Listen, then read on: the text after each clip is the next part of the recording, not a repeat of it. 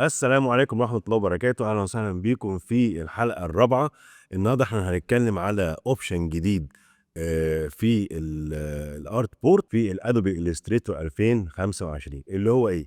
اللي عندنا طبعا في الارتفيشال انتليجنت المنتشر دلوقتي ان انت تقدر تعمل اكستند للصوره، بمعنى ان انت تقدر تخلي الصوره بتاعتك لو انت عندك مثلا صوره مثلا الموناليزا، تقدر ان انت تكستند المساحه ما بينها، تبتدي توسع المسافه ما بينها وتبتدي تخلي الذكاء الاصطناعي ان هو يكريت بقيه الصوره، بس ده في الراستر جرافيك. طيب، وبالنسبه للفيكتور جرافيك دلوقتي الاوبشن ده موجود ومتاح ان انت تقدر تعمل اكستند للفيكتور جرافيك مش للراستر جرافيك. تعال نشوف كده احنا ممكن نعمل ده ازاي. ده مثلا ده فيكتور جرافيك، وعشان نتاكد ان هو فيكتور جرافيك تقدر تعمل كنترول واي فتبتدي تقدر تشوف الباس اللي مرسوم بيه الارت وورك ده. تمام. طيب اقدر ان انا اعمل ايه؟ هقف على الارت بورت اوبشن وابتدي اعمل اكستند، وليكن مثلا بالشكل ده كده. هبتدي اعمل اكستند، اوسع شويه الكادر بتاع او الارت بورت اللي موجوده عندي. تمام، هيبتدي فيه مساحه بيضاء بالشكل ده. طيب، عندي هنا اوبشن بيقول لي جنريت اكسباند.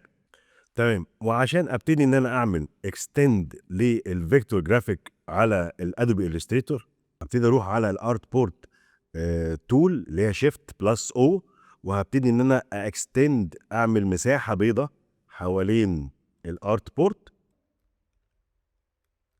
تمام، وهبتدي ان انا اقول له جنريت اكسباند.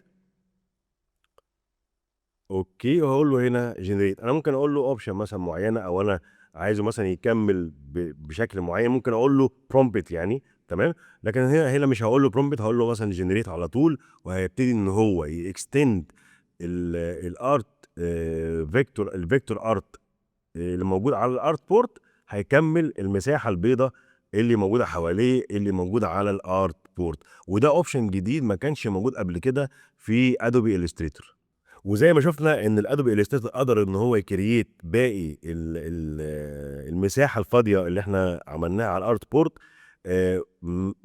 بفيكتور جرافيك. لو انت عملت كنترول واي هيبتدي ان انت تلاحظ ان هو كمل الرسم الفيكتور جرافيك باستخدام الاي اي. وما تنساش تعمل لايك وسبسكرايب للقناة، وانتظرونا في الحلقة القادمة إن شاء الله من سلسلة كورس أدوبي إلستريتور 2025.